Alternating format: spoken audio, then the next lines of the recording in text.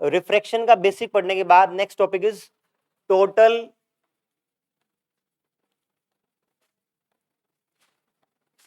Internal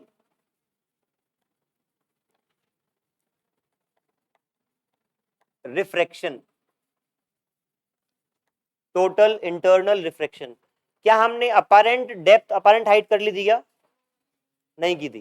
चलो फिर तो पहले वो करते हैं, इसको अभी एक बार यहीं पे होल्ड रखते हैं।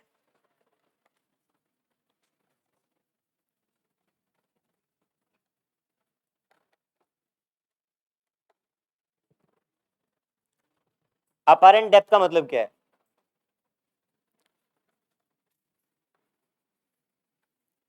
अगर आपके किसी ऐसे वाटर टैंक में एक कोइन पड़ा है, तो क्या वो कोइन आपको ऊपर की तरफ शिफ्ट हुआ दिखता है क्या? दिखता है। तो वो एक तो आपकी एक्चुअल डेप्थ है, ये जो भी आपकी, लेट से मैंने इसको बोल दिया H0, ये कितना ऊपर शिफ्ट होगा, वो वाली जो आपकी डेप्थ होगी वो आपकी अपारेंट डेप्थ होगी, जो दिखती है। ये आपकी एक्चुअल डेप्थ है, जो दिखती है वो आपकी अपारेंट डेप्थ होगी। वो कितनी होगी वो निकालना है हमें। इस केस में लेट से ये आपने एग्जैक्टली ओवरहेड एक लाइन ड्रॉ कर ली इसके, आपकी जो जहां से आप देख रहे हैं वो पोजीशन, ऑब्जर्वर की पोजीशन जो है इसके ओवरहेड पोजीशन से स्लाइटली साइड में है, बहुत ज्यादा साइड में भी नहीं है, इसकी ओवरहेड भी नहीं है, हल्की सी स्लाइड है साइड वाइज। ठीक है, अब आप यहां पे देखें,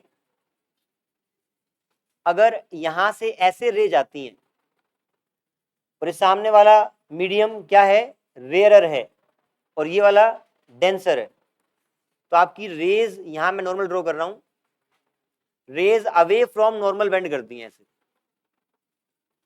ऐसे अवे फ्रॉम नॉर्मल बेंड करती हैं। जब इनको आप पीछे की तरफ एक्सटेंड करोगे तो ये यहां से आती हुई नजर आती हैं। तो ये वाली जो आपकी हाइट होगी ये अपारेंट डेप्थ होगी h। डायग्राम दोबारा बना रहा हूं क्लियर सा।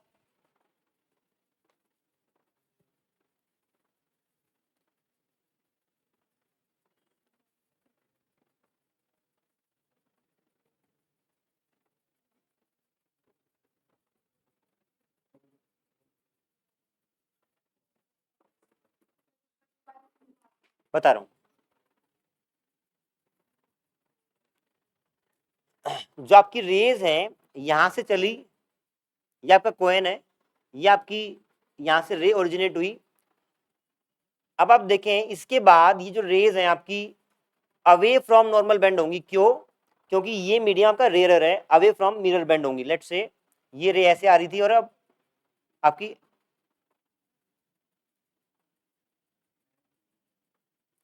ये जो डैश लाइन है ये पीछे एक्सटेंड करने में मिली है। रे कहाँ गई, रे यहां से आई और यहां बेंड हो गई, ये रे यहां से आई और यहां बेंड हो गई, दोनों यहां से ऐसे बेंड हुई तो पीछे मिलाने पे यहां मिली। तो जो जो यहां से देखेगा उसको ये रेज इस पॉइंट से आती हुई नजर आएंगी। अगर इस पॉइंट से नजर आएंगी तो ये आपकी अपारेंट डेप्थ होगी, एक्चुअल डेप्थ आपकी ये है,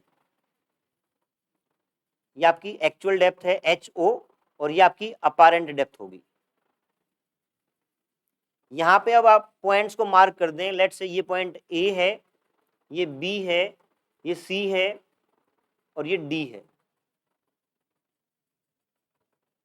एक डायग्राम और बनाना चाहें तो आप ऐसा बना सकते हैं,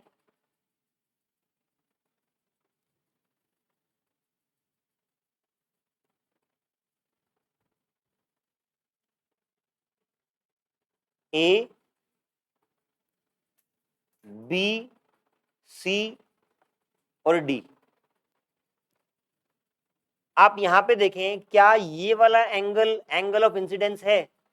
अगर मैं यहां पे D पॉइंट पे स्नेल्स लॉ लगाऊं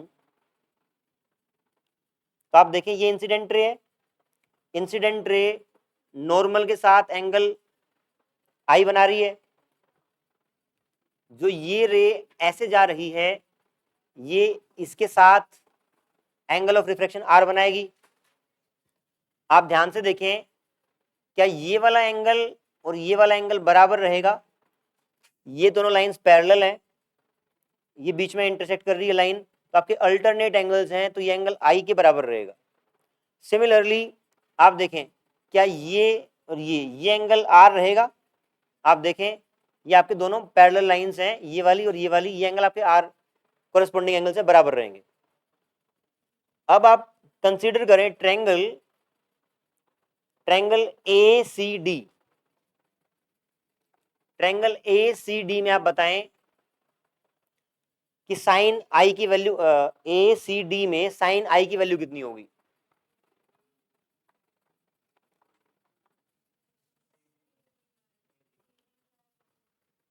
सी D by A C, A D, अच्छा पर हाइपोटेन्यूज आपका C D by A D. ठीक है, इसके बाद आप बताएं in triangle B C D में साइन आर कितना होगा। C D by B D. अब यदि आपकी जो आई की पोजीशन है बहुत नजदीक हुई, ओवरहेड भी नहीं है बहुत दूर भी नहीं है, अगर पास में रही, तो क्या एंगल आई और आर बहुत छोटे होंगे। बताएं, अगर ये आई बहुत नजदीक है इस ओवरहेड पोजीशन के, तो ये जो रेज आपकी आई तक पहुंच रही हैं वो बहुत छोटे एंगल की होंगी। अगर आपका एंगल छोटा है, आई इज स्मॉल, जब आई स्मॉल होता है तो sine I is almost equal to I, और जब साइन आई के बराबर हो तो आप उसको टेन आई के बराबर कर सकते हैं क्या। पहले ये बताएं, अगर एंगल छोटा है साइन आई को आई लिख सकता हूं और टेन आई को भी आई लिख सकता हूं। हाँ जी, क्या समस्या है, यहाँ जाओ तुरंत। नहीं फटाफट बेटा, कोई बात नहीं, आ जाओ जल्दी। और साथ नहीं बैठना हर कभी भी, दोनों को। तो अगर मैं स्नेल्स लॉ अप्लाई करूं एट पॉइंट डी, इसका रिफ्रैक्टिव इंडेक्स आप म्यू मान लें और ऊपर एयर है उसका रिफ्रैक्टिव इंडेक्स 1 है। तो applying Snell's law at point D, you can say mu sine i equal to 1 into sine r. ठीक है, क्या आप साइन आई और साइन आर की जगह में tan i tan r use कर सकता हूं अगर एंगल छोटे हैं तो। हाँ जी, अगर एंगल छोटे हैं तो साइन आई आई के बराबर और आई आपका टेन आई के बराबर, तो यहां पे आप म्यू टेन आई और टेन आर कर सकते हैं। अब आप बताएं टेन आई और टेन आर की वैल्यू कितनी है। टेन आई की value in triangle A C D, C D by A C, और सी डी बाई ए सी जब करेंगे तो ए सी क्या है, आपकी ऑब्जेक्ट की डिस्टेंस है, जो आपकी एक्चुअल डेप्थ है वो है, तो C D by H O. Tan r क्या हो जाएगा, टेन आर इस ट्रायंगल में C D by apparent height, C D by B C, और बी सी क्या आपका H, C D by H. Tan i tan r की value यहां पुट कर दे इस इक्वेशन में, क्या बन जाएगा ये, म्यू टेन आई की जगह C D by H O,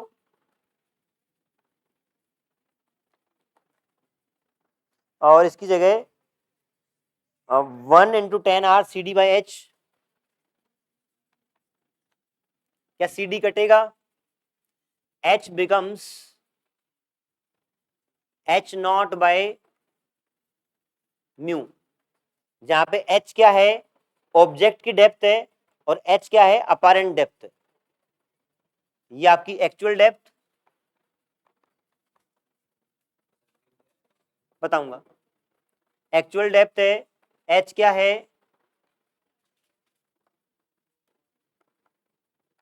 apparent depth है, and mu is refractive index. आपका जो मीडियम है यहाँ पे लिक्विड जो फिल है उसका रिफ्रैक्टिव इंडेक्स म्यू है। नोट डाउन कर लें फटाफट। यहाँ पे यहाँ पे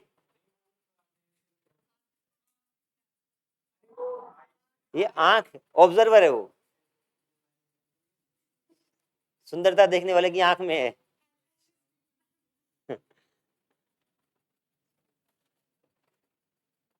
वो मीम नहीं था, वी आर बॉयज, तो वी लिख लें आप, H equal to H O by mu. मोक्ष खबर आई थी कि आपका हाथ ठीक हो गया, आप लिख सकते हैं, कॉपी निकाल लें। हाँ जी, आप तो आप बाय चांस इसकी से पेज ले लें। Are you sure?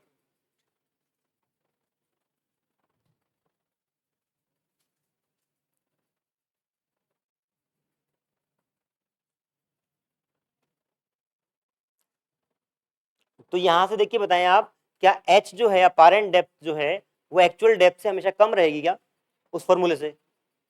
कैसे पता लगा फॉर्मूले से? म्यू क्या क्या म्यू 0 से ज्यादा होता है, 1 से बड़ा होता है। Refractive index is always greater than 1, कल बात की थी ना, n equal to c by v. तो 1 से बड़ा होता है, कोई भी चीज 1 से बड़ी होगी और डिवाइड करेगी तो उसको घटा देगी। तो आपकी apparent depth is always less than actual depth.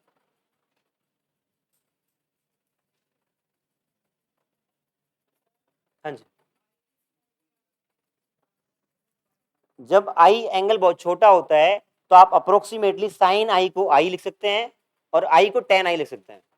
तो आपका स्नेल्स लॉ में जहां पे आपको n one sine i equal to n two sine r करना था, वहां पे आपने साइन आई की जगह टेन आई और उसकी जगह टेन आर लिखा है। हाँ जी,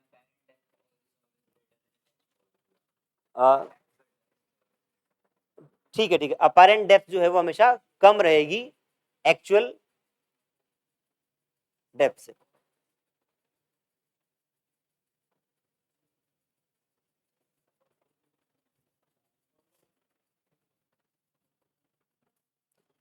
आपके नोट्स मंडे को अपडेटेड सारे कंप्लीट मिलने चाहिए, गुहाना नहीं जाना ना।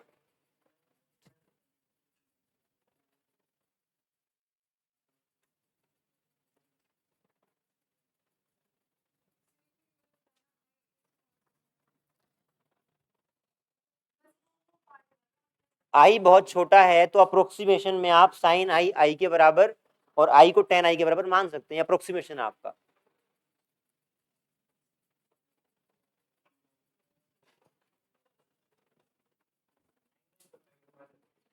एंगल छोटा इसलिए माना है ताकि आंसर आसानी से निकल आए। आपकी लोकेशन, वरना मैथमेटिक्स एक तो बहुत कॉम्प्लेक्स होगा। यहाँ पे अलग अलग एक्चुअल में क्या होगा, अगर आप अलग अलग लोकेशन से देखेंगे तो आपकी apparent depth will be different, है ना, क्योंकि आपकी रेज जो आंख पे पहुंच रही है उस पर डिपेंड करेगा ना। तो आपकी जो यहाँ पास वाली लोकेशन है वहां से आप अपारेंट डेप्थ उसकी देख रहे हैं, और वहां पे मैथमेटिक्स बहुत आसान है।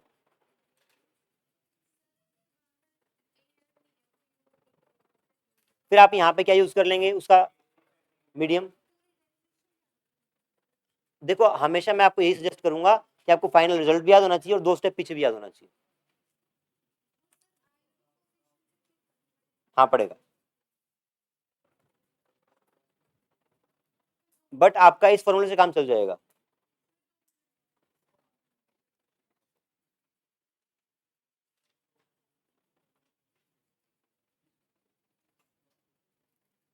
आज क्लास 15-20 मिनट एक्स्ट्रा हो सकती है, सो पहले से मेंटली प्रिपेयर रहें, जाने वाले को कौन रोक सकता है। हाँ जी डन।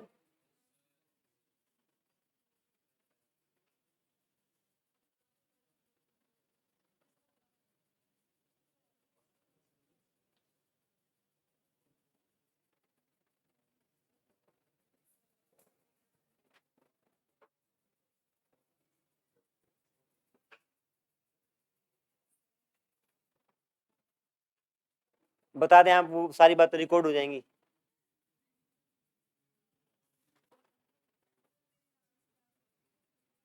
नहीं, आज अवॉइड कर देना, कोई बात नहीं ऐसी, आज तो कर ही दें।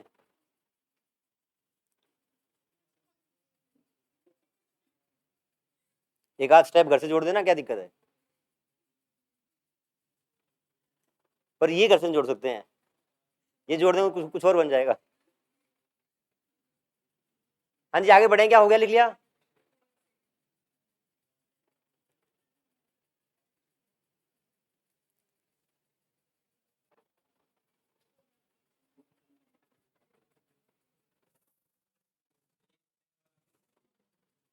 ठीक है जी, ठीक।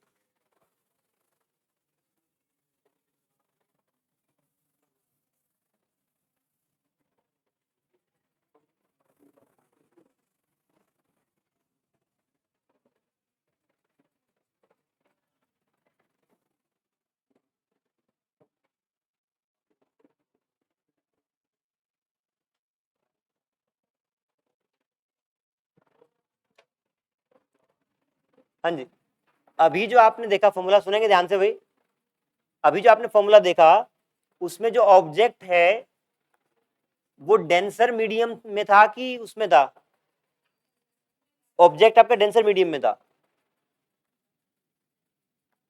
और ऑब्जर्वर रेयरर में। तो आपने जो फॉर्मूला बनाया है H equal to H not by mu, ये इसी केस के लिए एप्लीकेबल है, जब ऑब्जेक्ट आपका डेंसर मीडियम में हो और ऑब्जर्वर आपका रेयर मीडियम में हो। अगर इसका उल्टा हो तो कैसे, यहां पे वोटर के अंदर या किसी लिक्विड के अंदर, भाई साहब कमेंट्री करने की जरूरत नहीं है, आंखों देखा हाल बताने की जरूरत नहीं है। हाँ मोक्ष आपको बोल रहा हूं,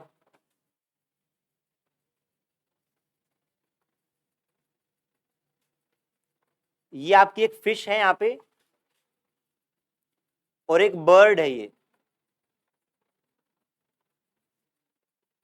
इस बर्ड की हाइट इस इंटरफेस से एच ओ है।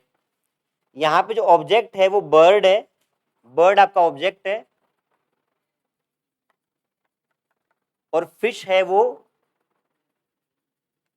ऑब्जर्वर है। आपका ऑब्जर्वर किस में है, डेंसर मीडियम में इस बार,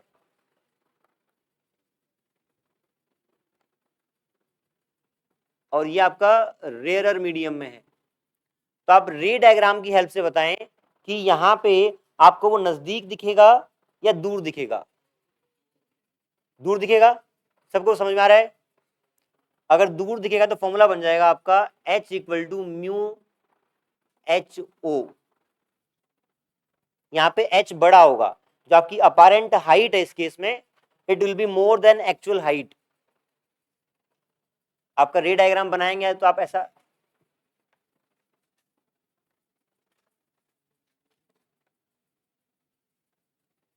ये आपकी रेज बनी,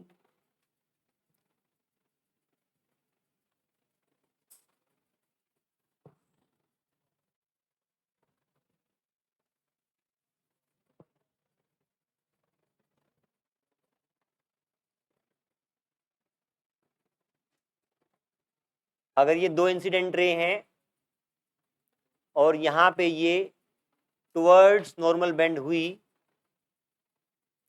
तो पीछे एक्सटेंड करने पे ये कहीं ऊपर मिलेंगी, तो आपको ऑब्जेक्ट यहाँ पे है एक्चुअल में और अपारेंटली पीछे दिखेगा, तो आपकी यहाँ पे जो अपारेंट हाइट है वो बढ़ जाती है। फॉर्मूला ही बता रहा है आपका म्यू ग्रेटर देन 1 है तो एच नॉट के साथ मल्टीप्लाई करेंगे तो बढ़ जाएगी value, H is more than H not in this case.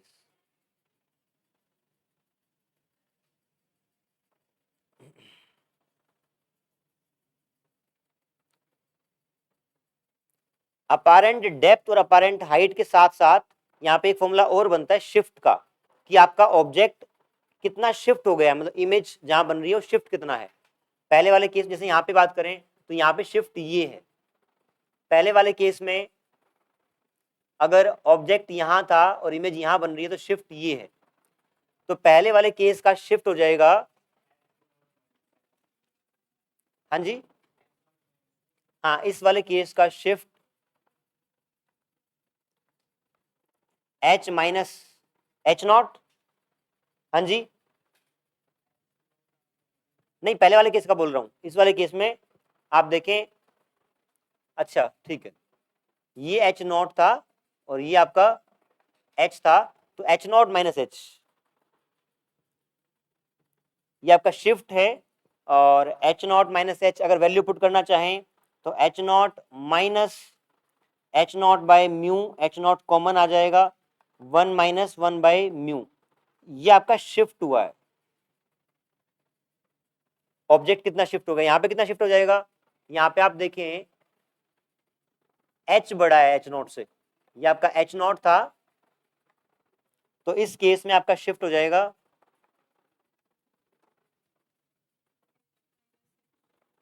H minus H nought, value put करेंगे mu H nought minus H nought, H nought common आ गया, म्यू माइनस 1, ये आपका शिफ्ट आ गया है, शिफ्ट, ये शिफ्ट है और ये आपकी अपारेंट हाइट है।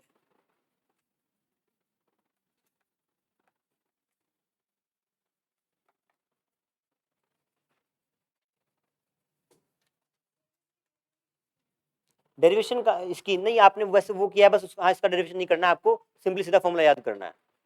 पर रे डायग्राम से हम ये प्रेडिक्ट कर सकते हैं कि बड़ी आएगी, और इससे भी दिख भी रही है वो। डेरिवेशन करेंगे तो एक्जैक्टली सेम तरीके से होनी है वो, ट्रायंगल बनेंगे और आप टेन आई टेन आर करके वैसा ही बनेगा।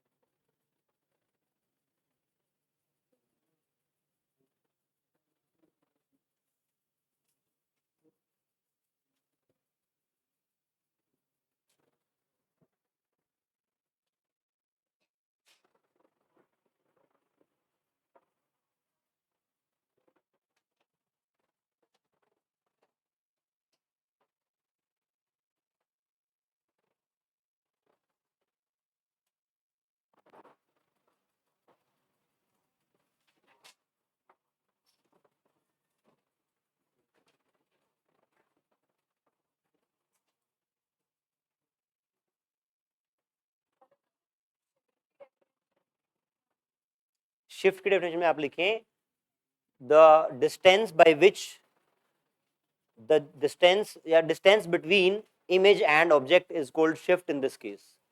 Distance between object and image is called shift.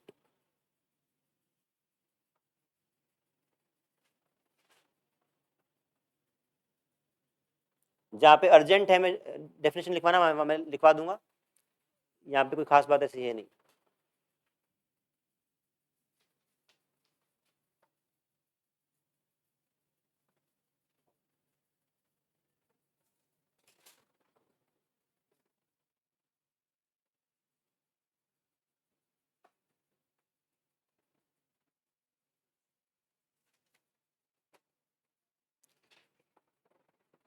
Fast करेंगे मुस्कान, जल्दी थोड़ा।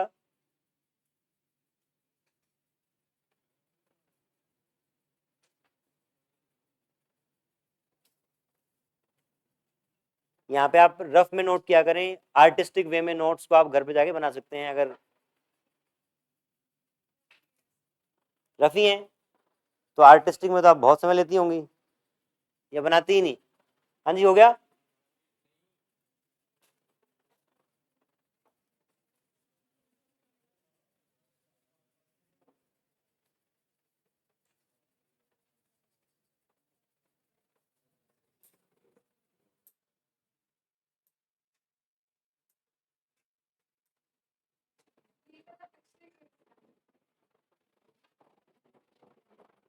मेरा राइटिंग स्टाइल थोड़ा अजीब सा है, तो ये वाला पहले वाला किसका है और ये वाला बाद वाले किसका।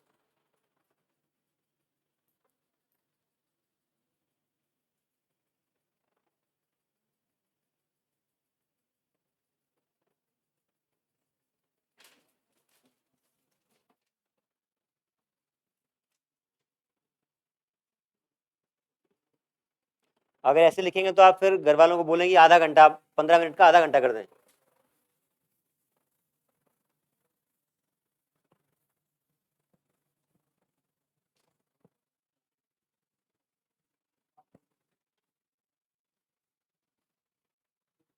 हाँ जी, next topic is total internal reflection.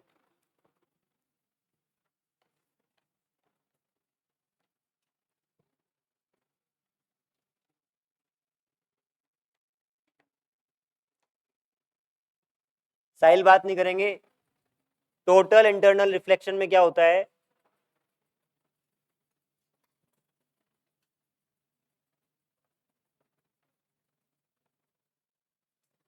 आपकी रे, सबसे इंपॉर्टेंट बात ध्यान रखनी है, जो आपकी रे है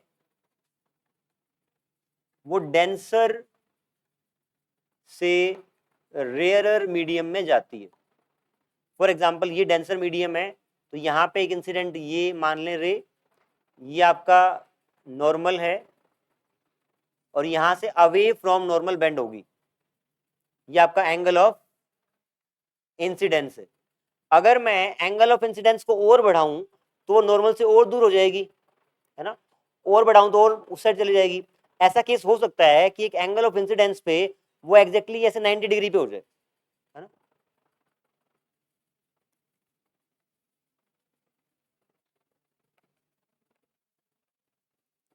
एक ऐसा एंगल ऑफ इंसिडेंस हो सकता है जिसको मैं IC बोल रहा हूं, क्रिटिकल एंगल, जहां पर जो आपकी रिफ्लेक्टेड रे है वो बेंड होके एग्जैक्टली उस सरफेस के अलोंग हो गई है। आप या कहें कि नॉर्मल से 90 डिग्री पे हो गई है।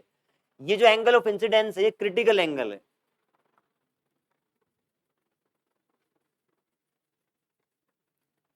अगर इस क्रिटिकल एंगल के बाद आप फर्दर एंगल ऑफ इंसिडेंस को बढ़ाएंगे तो ये रे लॉज ऑफ रिफ्रैक्शन को छोड़ के लॉज ऑफ रिफ्लेक्शन फॉलो करने लग जाएगी। कैसे? If I is more than IC,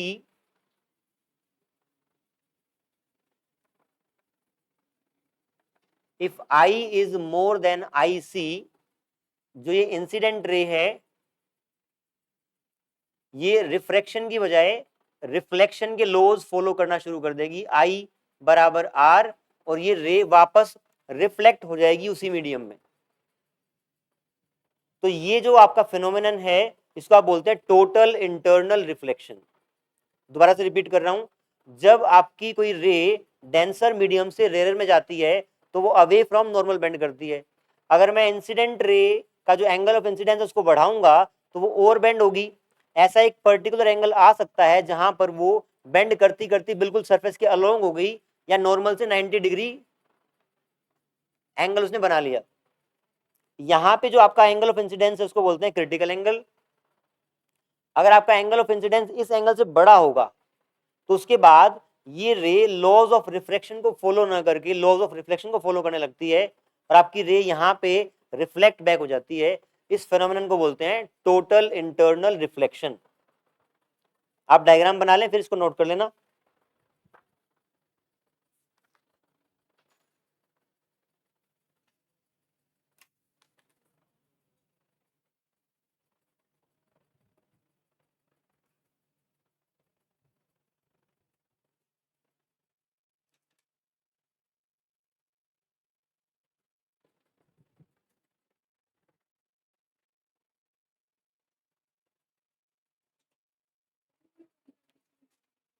extra extra 15-20 minute लगेंगे।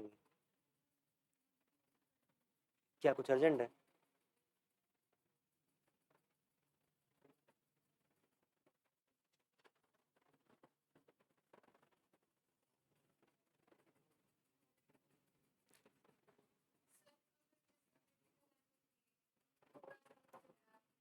तो वापस रिफ्लेक्ट बैक कर। हाँ, लिखिए आप एक बार। when light ray travels from when light ray travels from denser to rarer medium, when light ray travels from denser to rarer medium, it bends away from the normal.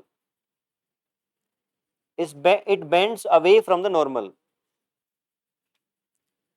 If the angle of incidence is increased, if the angle of incidence is increased,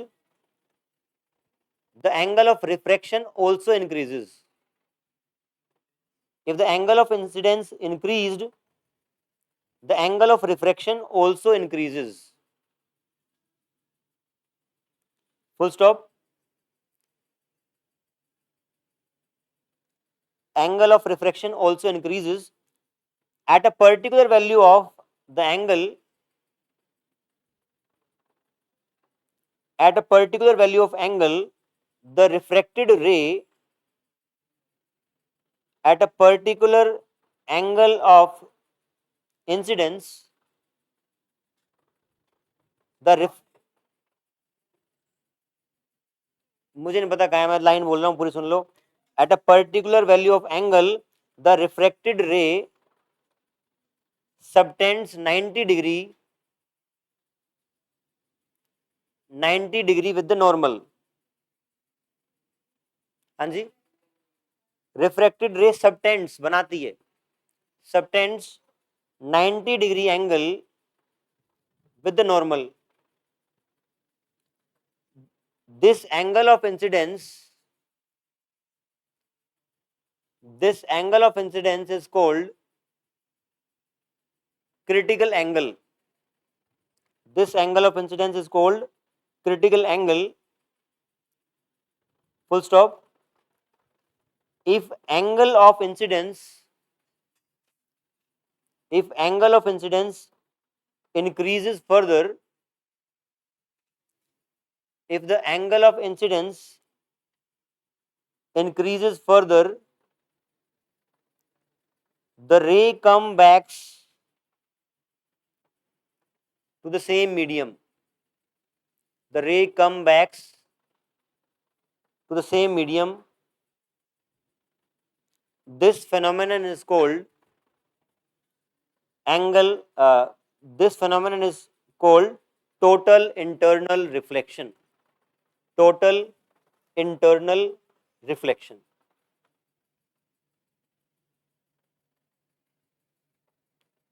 ठीक है. अगर इस medium का refractive index n है और ऊपर air है, refractive index ऊपर वाले का 1 है, तो आप क्या क्रिटिकल एंगल निकाल सकते हैं.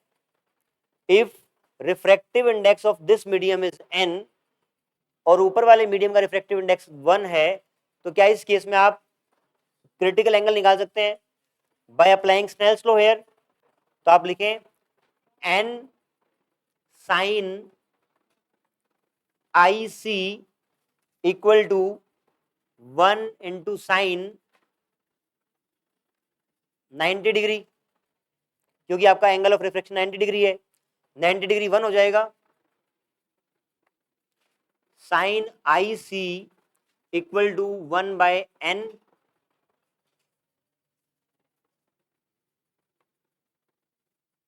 IC equal to sine inverse 1 by n. ये आपका क्रिटिकल एंगल निकल के आया है. हाँ जी, यहां पे स्नेल्स लॉ अप्लाई किया है बस. रिफ्रैक्टिव इंडेक्स क्या है n, एंगल ऑफ इंसिडेंस क्या है IC, sine IC, refraction medium का refractive index 1, angle 90 degree, sine 90 1 हो गया, ये n नीचे आ गया, IC equal to sine inverse 1 by n. आपका क्रिटिकल एंगल निकल के आ गया.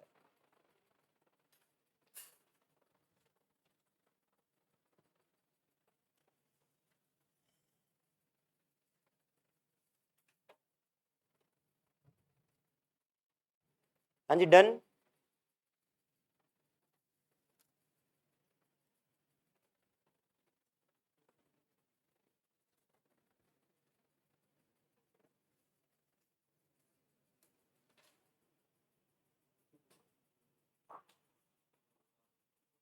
हो गया.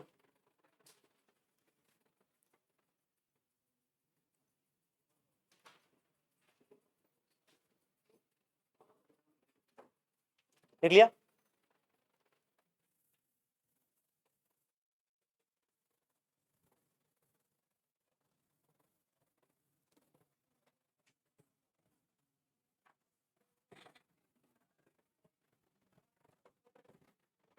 अब टोटल इंटरनल रिफ्लेक्शन के ऊपर बेस्ड एक सवाल करेंगे, पहले सवाल की फिगर आप समझ लें, फिर आपको लिखवा दूंगा मैं।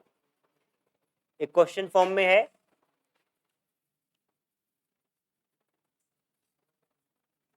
लेट से ये आपका एक लिक्विड से फिल्ड कंटेनर है, यहां पे एक पॉइंट सोर्स है लाइट का,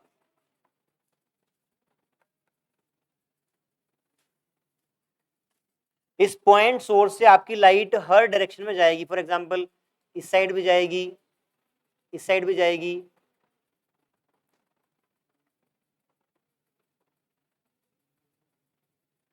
क्या ऐसा होगा क्या कि लाइट रे अगर बहुत इस पॉइंट से बहुत दूर जाएगी तो वापस रिफ्लेक्ट करेगी? अगर एंगल देखो, आप यहां से देखो, ग्रेजुअली एंगल ऑफ इंसिडेंस बढ़ रहा है, बढ़ रहा है, तो एक एंगल ऑफ इंसिडेंस जब क्रिटिकल एंगल से बड़ा हो जाएगा तो वो रेज आपकी वापस रिफ्लेक्ट बैक करना शुरू कर देंगी, उसके आगे वाली रेज बाहर इमर्ज नहीं होंगी।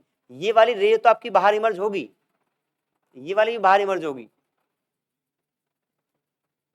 बट जो सॉरी ये तो आपकी वापस रिफ्लेक्ट बैक होगी, जो angle of incidence critical angle से बड़ा हो जाएगा तो वो रे वापस आएगी। तो आप इसको ऐसे इमेजिन करो कि ये पॉइंट है लाइट सोर्स का, चारों तरफ पानी है, तो एक रे अगर ऐसे गई, मतलब आप उस रे को कंसिडर करें जहाँ पे जो क्रिटिकल एंगल बना रही है सरफेस पे, अगर ऐसे गई तो वापस आएगी, ऐसे इस साइड जाएगी तो फिर वापस आएगी, चारों तरफ एक कोन बनेगा, है ना, कोन बनेगा। इसका मतलब उस कोन से अगर बाहर की लाइट होगी तो रिफ्लेक्ट बैक हो जाएगी। अगर मैं फॉर एग्जांपल इस पॉइंट के बाद, इस पॉइंट के बाद अगर रे टकराती है तो वापस आएगी ही आएगी।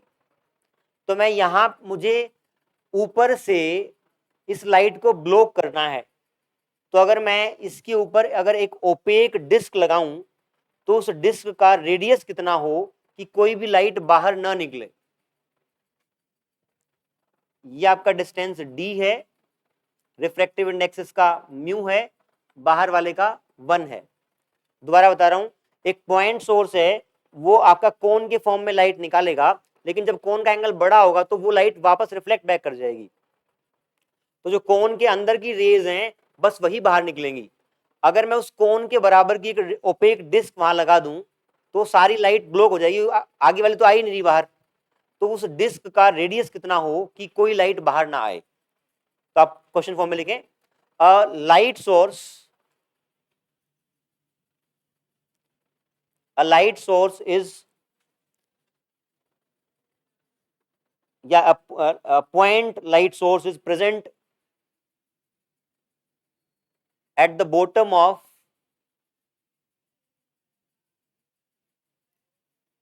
a liquid filled container. A point light source is present at the bottom of a liquid filled container, bracket में refractive index mu.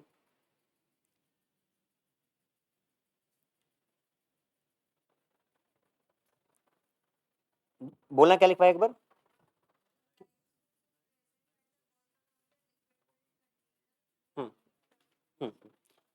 Full stop.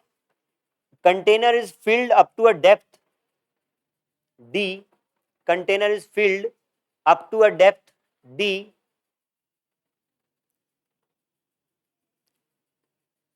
find out radius of disk, find out radius of disk that should be kept at surface of earth, surface of liquid, find out radius of disk that should be kept at surface of liquid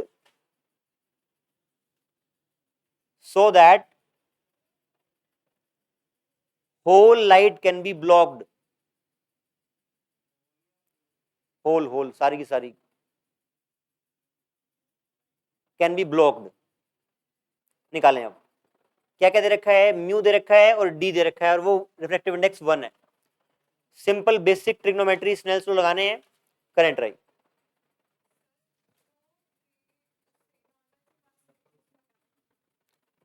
आपने एक disc लगा दिया है, वो सारी block हो जाएंगी, जो बाहर निकलनी थी ना वो सारी की सारी ब्लॉक कर दी, सीधी जाएगी वो, सीधी जाएगी वो। हम्म, हम्म।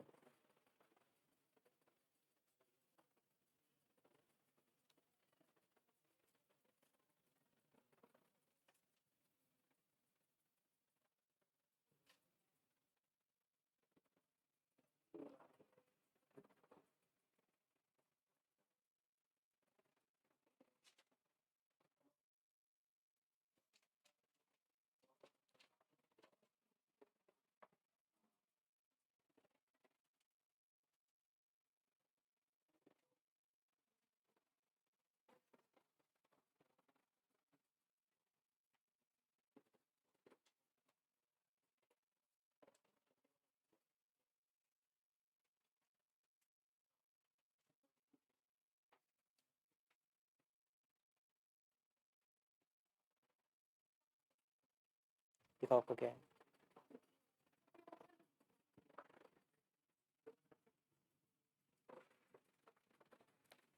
सक्षम, आज सारी क्लास में बोल रहे हैं आप, मैंने कुछ आपसे कहा है? नहीं, आपको बात नहीं करनी है क्लास में बैठ के, अपना अपना करें।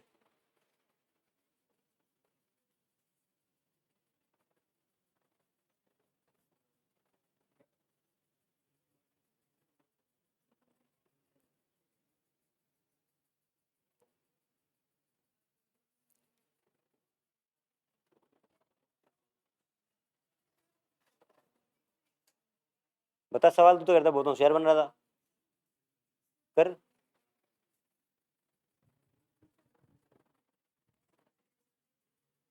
आई सी लिखा आपने, आपको दो पैरामीटर गिवन है सिर्फ, डी और म्यू। कितना आंसर है? हाँ, निकालें फिर। हाँ, रेडियस ऑफ दिस डिस्क। हाँ, आपको आपको म्यू और डी दो पैरामीटर गिवन है, म्यू और डी, इन्हीं की फॉर्म में निकालना है।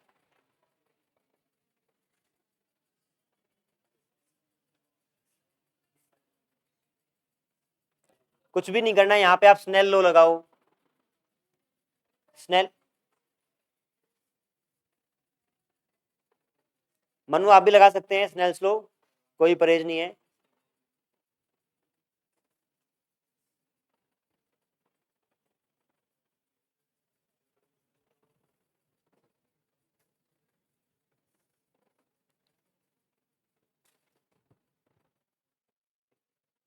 हाँ जी, देख लें बच्चों, ये डायग्राम समझ में आ रहा है? चेक कर लेना, चेक कर लेना। हाँ जी, ये डायग्राम समझ में आ रहा है सबको? इस रे के बाद में आपका टी आई आर हो जाएगा, यहां से अंदर अंदर आपको लाइट ब्लॉक करनी है। मैं स्नेल्स लॉ लगा रहा हूं इस पॉइंट पे, तो mu sine i C equal to 1 × sin 90 degree. यहाँ पे आप इस ट्रेंगल में साइन आईसी की वैल्यू, अगर ये आईसी है तो क्या ये भी आईसी रहेगा? ये आईसी है, तो अगर आपको साइन आईसी निकालना है, perpendicular upon hypotenuse, mu r upon r square plus d square equal to 1, squaring both side और मैनिपुलेटिंग, बड़ा आसानी से आ जाएगा। Mu square r square equal to r square plus d square, आप आर स्क्वायर को सेट ले आओ, r square is mu square minus 1 equal to d square, r square is d square mu square minus 1, taking under root both side, r equal to d under root mu square minus 1। ये आपका radius of disc आ गया in terms of mu and d, जो आपको पूरी की पूरी light को ब्लॉक करने के काम आएगा।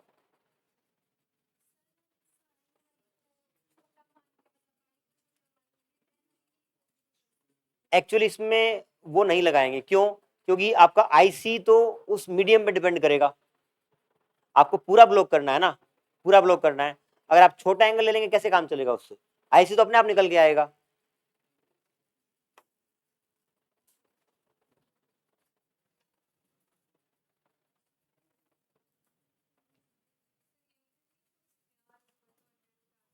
आप नहीं करें तब भी चलेगा वैसे तो।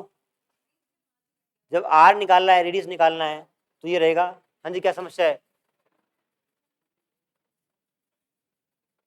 तेरा नहीं हुआ अभी? हाँ जी, लिख लिया क्या? 3 न्यूमेरिकल और कराने हैं, जितना जल्दी आप करेंगे उतना। हाँ जी, लिख लिया।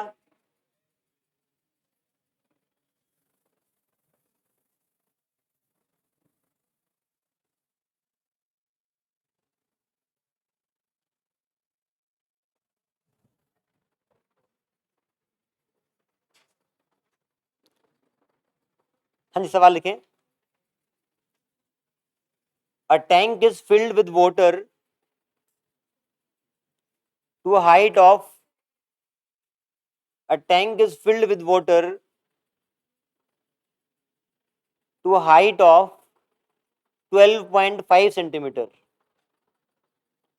A tank is filled with water to a height of 12.5 centimeter. The apparent depth of a needle,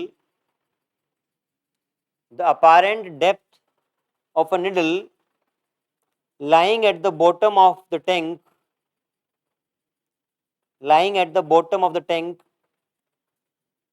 is 9.4 centimeter. Apparent depth of a needle lying at the bottom of a tank is 9.4 centimeter. Find out refractive index of water. Simple सवाल है।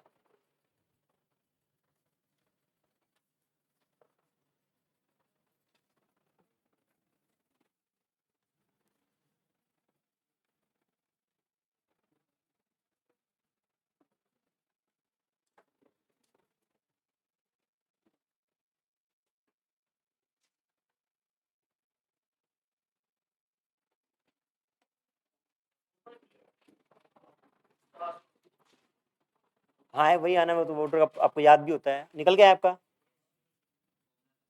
ठीक।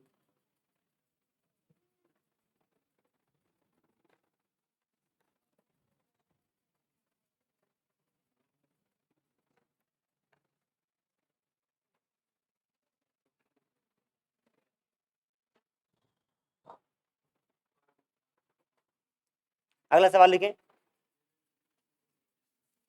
Simple है, देखो आप, जो आपकी 12.5 centimetre है वो एच ओ है, ऑब्जेक्ट की डेप्थ है।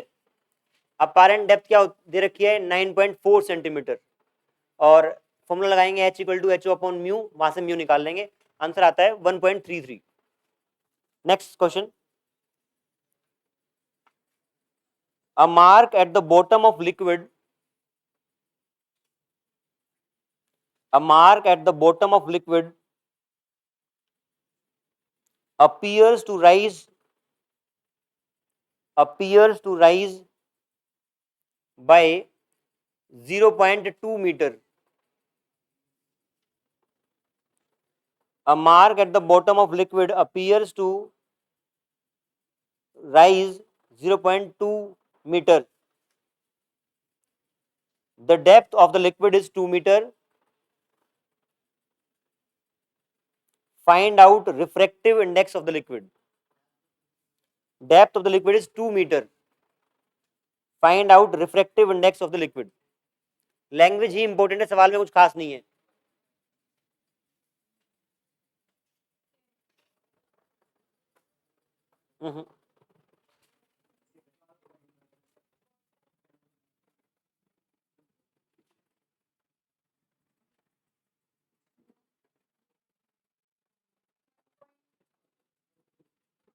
बताएं।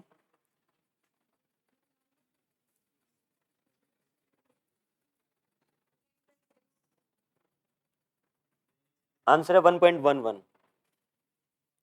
शिफ्ट का फॉर्मूला क्या होता है?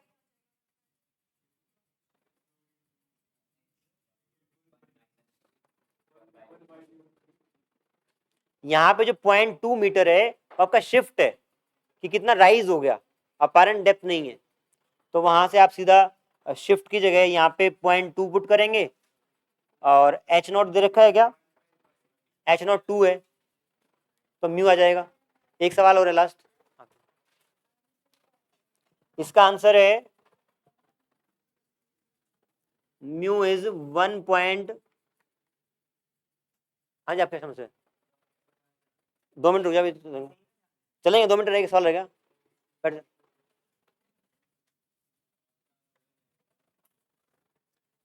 लास्ट क्वेश्चन लिखें। An air bubble inside a cubical block, an air bubble inside a cubical block of glass, an air bubble inside a cubical block of glass of side 4.5 centimeter, 4.5 centimeter seems to be at 2 centimeter from one face and 1 centimeter from the other face, seems to be 2 centimeter from one face and 1 centimeter from the other face opposite to the first, opposite to the first, full stop. What is real distance of bubble from first face?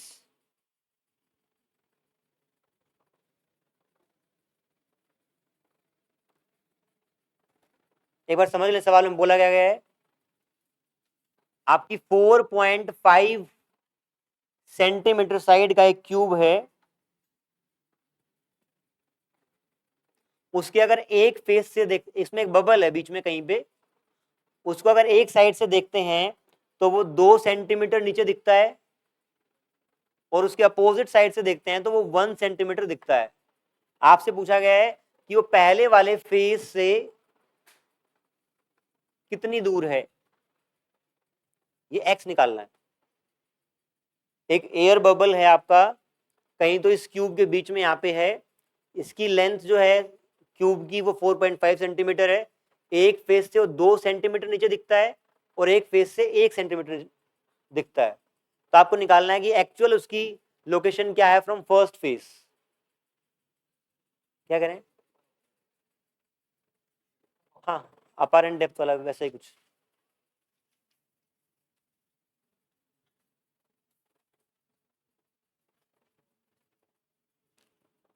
Apparent depth वाले formula लगेंगे, आपको hint ये है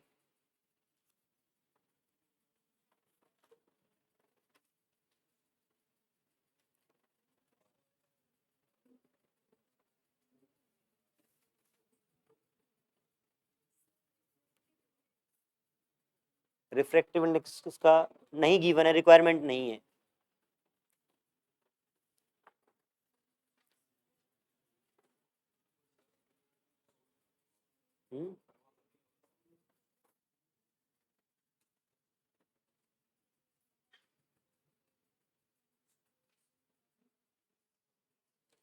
ईशान हो पा रहा है?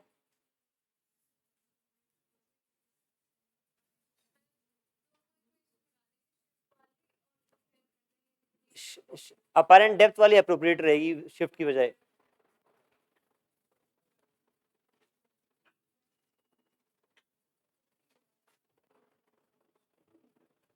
देख लें बच्चों, देख लें यहां पे आप इसकी एक्चुअल डेप्थ मान लो x है, नीचे वाली कितनी हो जाएगी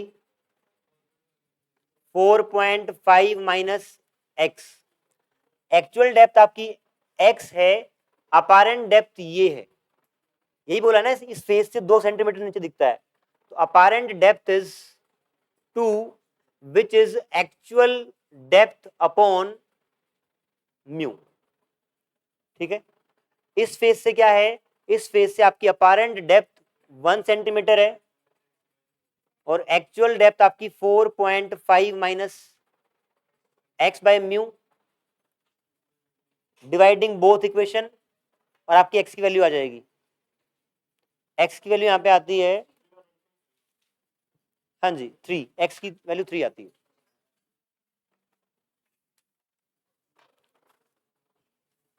ठीक है, आप दोनों रुक जाएंगे 1 मिनट। Thank you.